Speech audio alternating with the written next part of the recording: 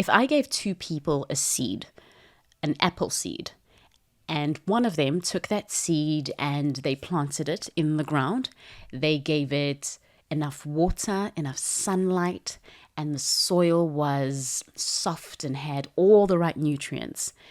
And then the other person took their seed and they put it on the windowsill and they gave it sunlight. And both of them came back to me after a good few days, and one of them said, I am seeing my beautiful seed sprout into something new. I'm seeing some shoots. And the other said to me, I'm not seeing anything. I think a few of us wouldn't be confused around what the reason was that those two people were seeing different results. And the answer, very frankly, is that the environment they provided for their seeds was different. One person created an environment that stimulated the seed to grow, that reacted with what was inside the seed so that the seed could give birth, could give rise to what it had within it. But the one, because of the environment, even though the seed had the potential to be an apple tree, that seed will not be an apple tree because the environment that it was put in didn't stimulate what is inside of that seed to then come out, to then flourish, to then become. And that, unlearners, is the power of an environment, because when we are on a journey of change, of transformation, of learning, changing, and growing, one of the biggest things we can do for ourselves, really one of the biggest catalyst, but also deterrents to the success or lack thereof of a change journey, is the environment. The environment we have around us, the environment we are in, that we then expect to have stimulate us in order for what's in us to come to fruition. Let's have a conversation today about how you, as an unlearner on a change journey, can really think about how to shift your environment, how to improve your environment, how to change your environment, or how to even audit your environment to make sure it's supporting your unlearning journey. Welcome to the Unlearners podcast. The Unlearners. Learn, change. Learn, change. The Unlearners.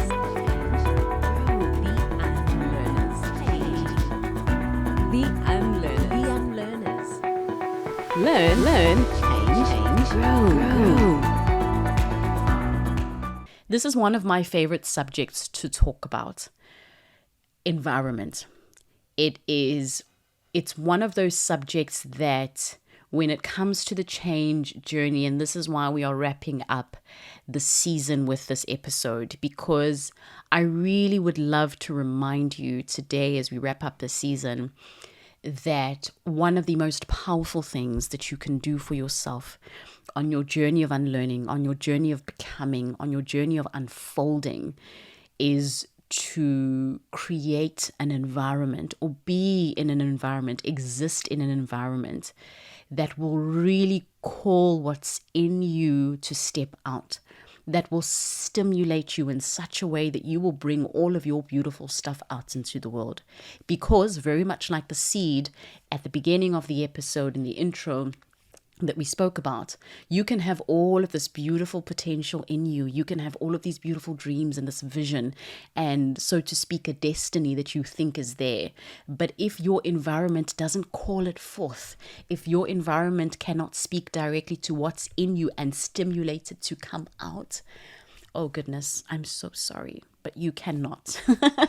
You have got very little hope, if any, that what is inside you will really come to fruition. And I want to start the episode with that big insight. And one of my favorite pieces of research is work that was done by Ellen J. Langer. And she's a psychologist. And she did the popular work that's now called the counterclockwise study. And the counterclockwise study is really a part of a range of different studies that Ellen Langer has done, and she did a lot of fantastic work with aged individuals. And I'll tell you this particular one that was with a group of older, elderly individuals. But she did a lot of studies and still continues to do some exciting work around challenging motivation, challenging how people think, challenging also the views we hold around motivation, around memory, and all such things. So she's done a lot of studies. Definitely highly recommend that you have a look at her work if this is something that interests you. But one of my favorite studies that she's done was a study that she did in 1981, one of a range of different studies, like I said. But the purpose of this one was to really understand the role that environment plays in how individuals show up in the world, in how we do in certain assessments, how we think, how we remember, how we engage, how we look, our health, our physical health, our mental health. And so what she did is she gathered a group of elderly men that were in their 70s in the year 1981. But here's the thing. What she had done is that she had dressed up the environment or designed their environment to resemble 1959. So the year was 1981, but she dressed the environment up to represent 1959.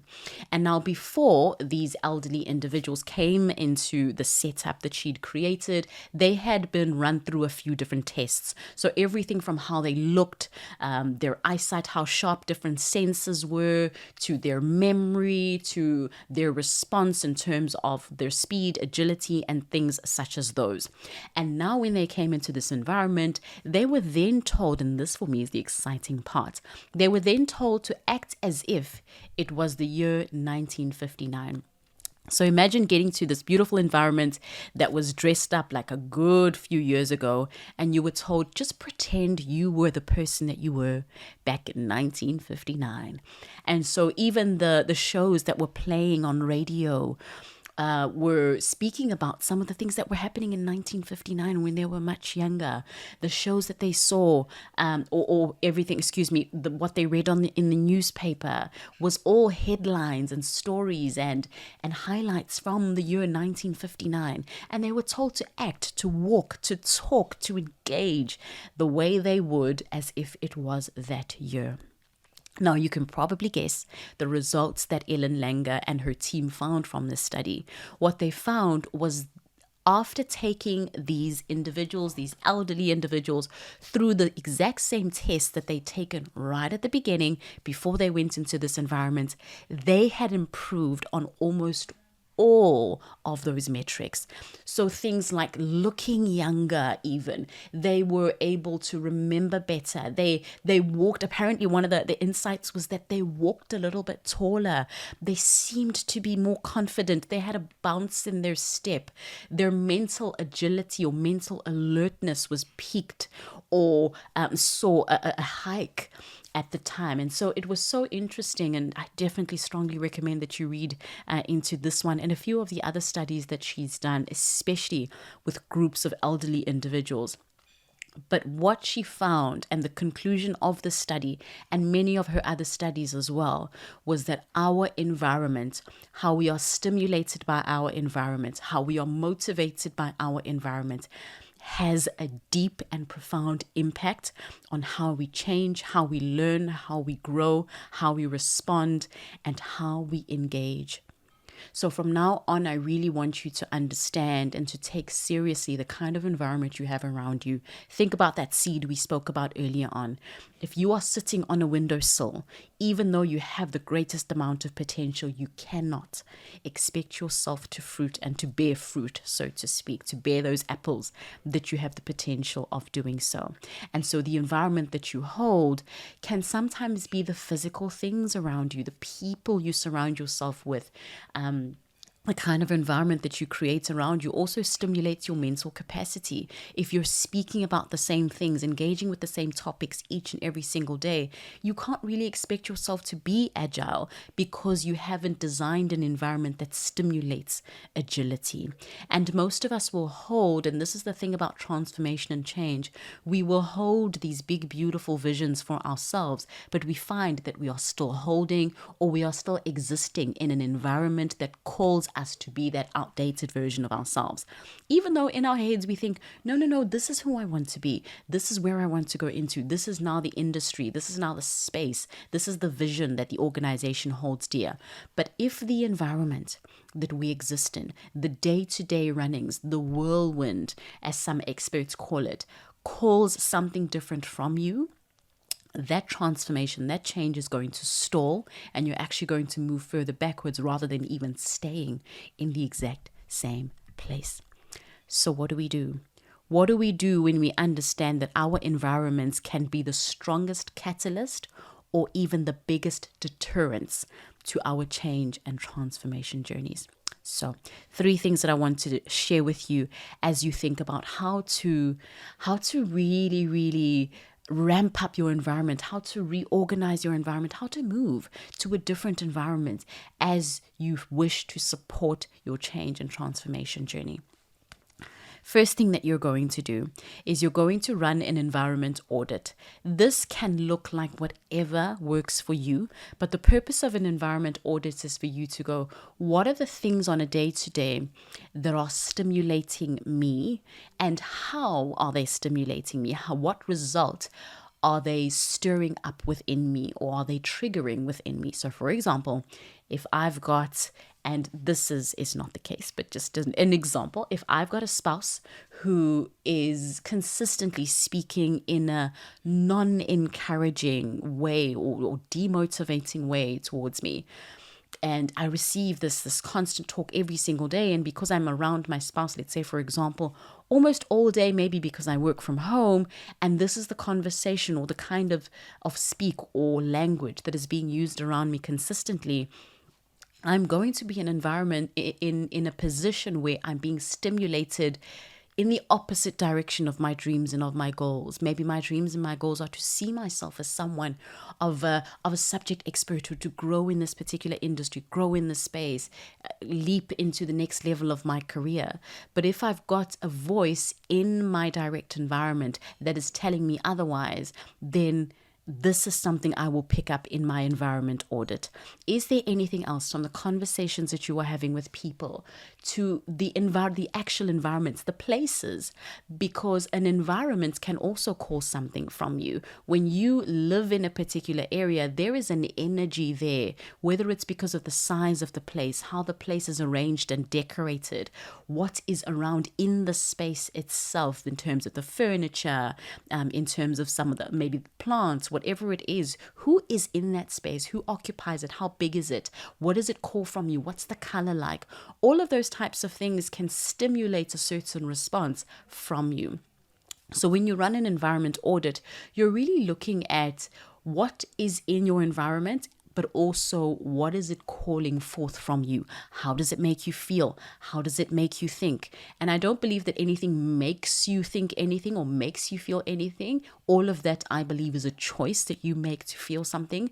But what is being stimulated from you? What becomes a default as a result of that environment? Now you can choose to have something make you upset. You can choose to feel joyful in the moment. But when something is constantly poking at some of your triggers, it does make it a little bit trickier as well. So step number 1, run your environment audit. Sit down with a piece of paper or sit down with your notepad on your laptop or even on your tablet, your phone, whatever device you choose to use, and really think about, what is my environment calling forth from me? What are the different parts of my environment and what are they calling from me? People, media I consume consistently, the kind of environments or spaces that I occupy, and what is in those spaces, what those spaces look like, what those spaces feel like. Number 1, run your environment audit. Second step then, once you have done your environment audit, is you're going to think about a phased approach to removing or distancing yourself from some of the things that are not necessarily calling a positive response from you. So, for example, if I've done my audit and I realize that, oh goodness, the walls in my bedroom, for example, are a deep dark blue, and for me, when I look at that color or when I feel that color out, it always makes me feel cramped in the space, or it always contributes to me feeling like I'm stressed, or maybe like I feel hyperstimulated in the space because of the color of the environment. Then you think about something like that. How do you possibly start to phase out the things in your environment that are not necessarily positively stimulating you? How do you move away from some of them? You might find with something like this, after you've done your environment audit, maybe it's a person. Because as much as we care about some of the people that are around us, and we might care about everyone, which is lovely, at times you do find that there are individuals that may stimulate the outdated version of yourself from you. So every time you try to move ahead, you notice that this individual, whether it's during a conversation with them, whether it's just seeing them and what they call forth from you, is possibly not so positive or doesn't direct you towards what you want to build. Now, just a side note on this, you really want to focus in on doing some healing work, because you can't run forever from people that you feel are stimulating you or are triggering you. So really look into doing some healing work for yourself so that you can be in any environment without finding yourself triggered all the time. But for the sake of today's conversation, which is really thinking about how to protect your energy as well. So when you are doing your phase approach, you think about, okay, what are the items? How do I start to phase them out of my environment so that my environment stimulates me more towards what I'm building? If it is an individual, maybe spend a little less time with them, or maybe think about having a conversation with them about who you're trying to become and how they can possibly support you. So a phased approach, this part of the phased approach, which is the second item after your environment audit, is all about moving away, distancing yourself from whatever it is that is possibly stimulating you towards the outdated version of yourself or who you no longer want to be. So think about how you can phase out those things, repaint those dark blue walls that make you feel a little bit cramped or overstimulated, or or trigger some kind of a stress response from you. Third part then, so first was your environment audit, second was your phasing out approach, and then the lastly is to acclimatize or to create. Now that you've thought about how to phase out some of those things, spend a little less time, maybe have conversations with those individuals if it is a person that you may need to be phasing out here. Now you want to think about, how do I bring more things into my environment that will call something different from me, or will remind me, or will stimulate me to step into the person that I'm becoming. And this might look anything like Denise Duffield Thomas, who's someone I follow quite closely, strongly recommend her work. One of the things that she did when she was manifesting her beach house, for example, is she had a beach scented candle in her office that she would burn when she started to work. And so every time she would smell something similar to the ocean from this beautiful scented candle, and it would stimulate her to maybe work in a more directed way so that she was manifesting or working towards her dream. It can be anything that you can add to your environment that reminds you of the person you are becoming, that stimulates you to move in the direction of your dreams, to move in the direction of your goals, rather than relapsing or moving back into who you no longer want to be. These are things, these are people even at times, that stimulate you to move ahead, to step into the next version of yourself or the next phase of who you are. You can think about this even in a professional sense as well. If you're someone who's leading a team and you're really thinking about how to shift your environment, how do you bring in different aspects, different elements, different people into your environment that will constantly remind the team of who we're becoming?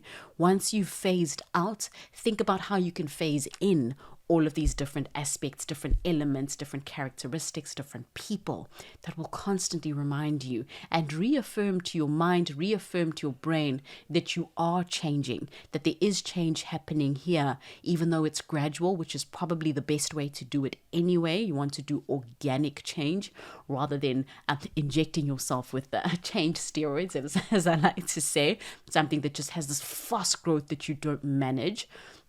You want to make sure that you're acclimatizing to this growth, acclimatizing to the next version of yourself with those little pieces of stimulus that you bring into your environment. So really think about what that looks like for you. How do you start to create that environment? Bring little pieces of it in. If you see yourself living in a particular environment, like that example that I shared a little bit earlier on, what is something you can bring into the current environment? Who is someone you can start to listen to a little bit more often? Content you can start to consume?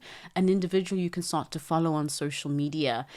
Books you can start reading? What is something that you can start bringing into your environment that will start to trigger that version of yourself that you intend to become?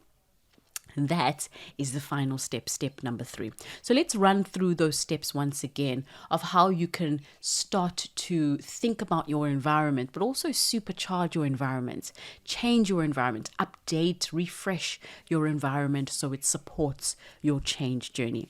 Step number 1, run an environment audit. Ask yourself, what does my environment call forth from me? What are the different aspects or parts within my environment? Who are the different people that I spend a lot of time with?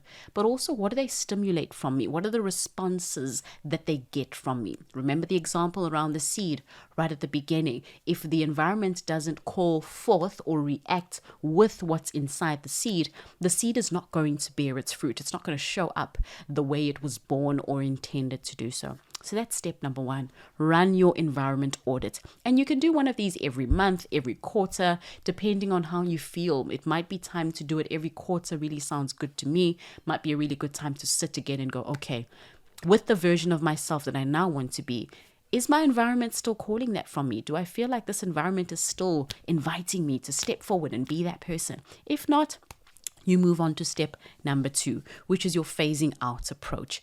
Maybe put down a few steps, 5, 10 steps. How am I going to phase out the different parts of my environment that are no longer calling me to be this person that I want to become, but are inviting me to still be the person I no longer want to be, the version of myself that I no longer want to be?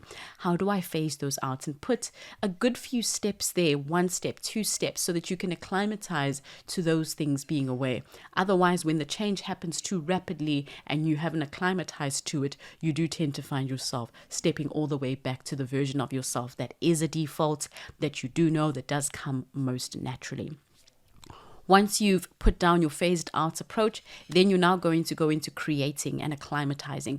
What do you now need to bring in? What are some of the things that you can bring into your environment that will stimulate you, encourage you, invite you to be the person that you are becoming, but also remind you and trigger that version of yourself to come forth? One thing I will say as we close off is that step number 2 and step number 3, which is the phasing out and the bringing in, you can do those in tandem. You can do both of those at the exact same time, or one after the other. It's very much up to you. There is no cut and paste formula around this. There's no one size fits all. Really think about those 2 key things and how they can best happen for you. Environment audit, phase out approach, and then creating and acclimatizing. So bringing things into your environment that will help stimulate that version of yourself to come out. Because like a seed, if you're sitting on the windowsill, you can have all the potential that you want, but it won't come forth unless your environment is calling it from you. All right. Now, whatever that looks like, I hope you find an environment that is always inviting you to learn, to change, and to grow, because that's why you're here. You're an unlearner. I mean, that's why you're listening to this. You're an unlearner, and that's what unlearners do all day, every day. We are learning, changing, and growing, and really always giving birth to that next beautiful version of ourselves, a version of ourselves that's more expanded, that's more intentional, that is consistently evolving and allowing ourselves to move from strength to strength. Thank you very much for listening to this episode of the Unlearners podcast. If this is the kind of journey that you are on, if you're on a journey of changing your environment, come over to the Unlearners podcast. That's exactly what we do. For 3 days, we will change your entire environment. You will be in a brand new environment with people who will hold space for you, who are on a transformation journey just like you, in a beautiful location that we have curated to make sure that if at home, if at work, you don't find that it's an environment that stimulates your growth, the Unlearning Experience Retreat is created so that you've got the exact kind of environment that will encourage you to be the person you want to be. You won't even want to leave. That's how good and how well curated this environment is. So come over and join us. Go over to theunlearners.com/retreat. Go over to theunlearners.com/retreat. Have a look. You can also find all of the details around our retreat on our social media pages, wherever you prefer to be on social media. And that's the Unlearning Experience. It's our annual retreat, happens in November every year, really helps you to wrap up the year that is ending, take stock of some of your biggest wins, your biggest lessons, and then set up for the new year, set up to start strong, set up to bring forth that big, beautiful version of you that you are transforming into, that you are stepping into. It really is your journey of letting go of who you no longer are, and then courageously becoming who you know you have the capacity to be next. Because who knows, it might be time to change again in 2 weeks' time. All right, Unlearner, I hope you enjoyed this episode. Thank you very much for taking the time to listen. It's been myself, Zanele Njapha, the Unlearning Lady. And until I see you in the next season, it is bye for now. The Unlearners. Learn, change, grow. The Unlearners.